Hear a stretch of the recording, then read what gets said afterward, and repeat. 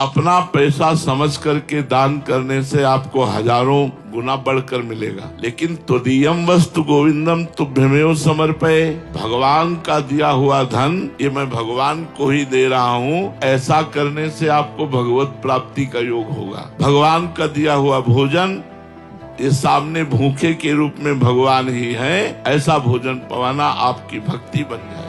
बीमार रूप से भगवान ही है, धन मुझे भगवान ने दिया, ये भगवान का दिया हुआ धन है, मैं लगा रहा हूँ।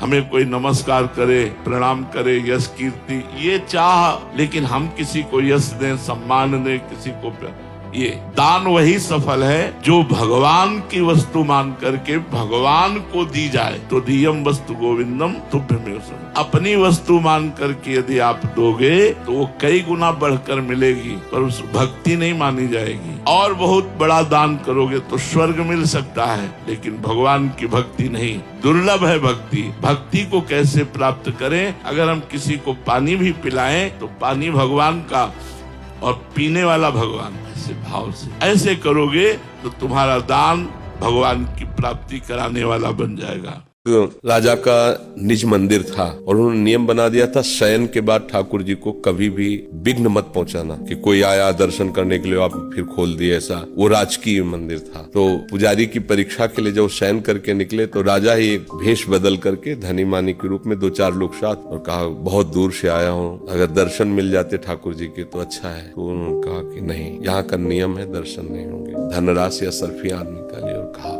खींच के एक थप्पड़ मारा और कहा, तुम नियम के आगे इस धन को चलाना चाहते हो, सीधे यहाँ से वापस हो जाओ। वापस हो गए प्रणाम करके। सुबह राज दरबार में पुजारी को बुलाया, थप्पड़ दिखाया, बोले देखा आप ले मार। महाराज मेरी सामर्थ्य कैसे कि मैं आपको थप्पड़ लगा सकूं? मैं ही था। और बोले मैं इस समय आपको इनाम देता हूँ कि आप अपनी निष्ठा पर रहे। थप्पड़ का इनाम कि आप श्रेष्ठ पदवी पे, जो भी आपको धन चाहिए राजमहल से जाएगा। तो अगर हमारा इष्ट हमको नियम दे के हमारी परीक्षा ले तो हमको उस नियम का पालन करना, ये मान के नहीं बख्श देना कि इष्ट आज्ञा कर रहा है, आज्ञा वो। अब हो सकता है परीक्षा। अगर सतोगुण, रजोगुण, तमोगुण इन गुणों पर ध्यान न दिए तो ये तुम्हारे भजन को चौपट कर देंगे। रजोगुण आएगा, भोग वासना प्रकट करेगा। तमोगुण आएगा, निद्रा आलस्य प्रमाद प्रकट करेगा। सतोगुण आएगा तो थोड़ा भजन में उन्नति होगी, लेकिन सतोगुण भी भगवत प्राप्ति के लिए थोड़ा सहायक है। बका त्रिगुणातीत होने पर ही भगवत प्राप्ति होती है। जब तक तीनों गुणों से हम जीत नहीं जाते तब तक हमारी बात नहीं बनती।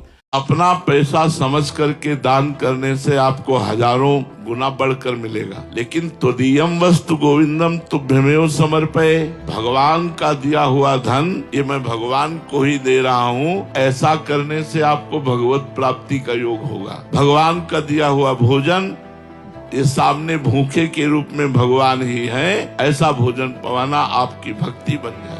बीमार रूप से भगवान ही है, धन मुझे भगवान ने दिया, ये भगवान का दिया हुआ धन है, मैं लगा रहा हूँ। हमें कोई नमस्कार करे, प्रणाम करे, यश कीर्ति ये चाह, लेकिन हम किसी को यश दें, सम्मान दें, किसी को ये दान वही सफल है जो भगवान की वस्तु मान करके भगवान को दी जाए। तो दियम वस्तु गोविंदम तुभ्यमेव समर्पये, अपनी वस्तु मान करके यदि आप दोगे तो वो कई गुना बढ़कर मिलेगी, पर उस भक्ति नहीं मानी जाएगी। और बहुत बड़ा दान करोगे तो स्वर्ग मिल सकता है, लेकिन भगवान की भक्ति नहीं, दुर्लभ है भक्ति। भक्ति को कैसे प्राप्त करें? अगर हम किसी को पानी भी पिलाएं तो पानी भगवान का और पीने वाला भगवान, ऐसे भाव से ऐसे करोगे तो तुम्हारा दान भगवान की प्राप्ति कराने वाला बन जाएगा।